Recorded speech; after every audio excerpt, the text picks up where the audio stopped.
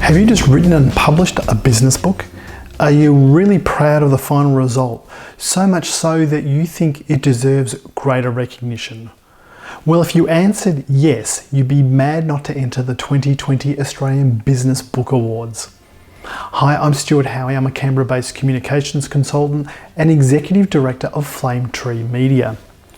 Last year, my book, The DIY Newsroom, was a finalist in the marketing and PR section of the inaugural Australian Business Book Awards.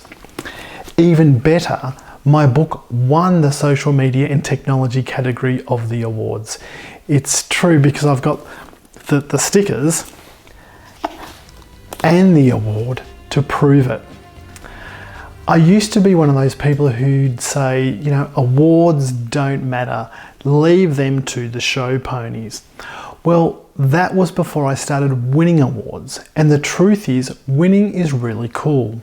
Here's 5 things winning an ABBA did for me.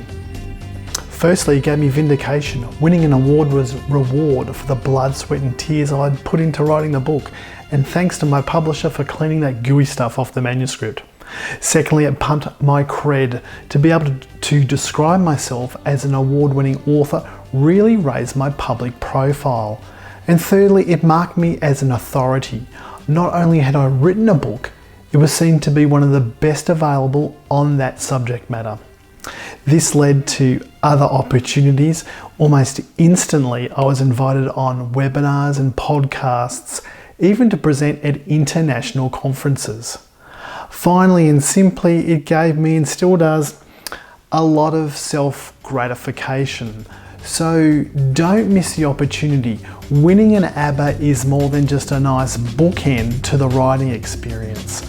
Rather, it's been a career highlight, and it's opened up a new chapter for me as a first-time author.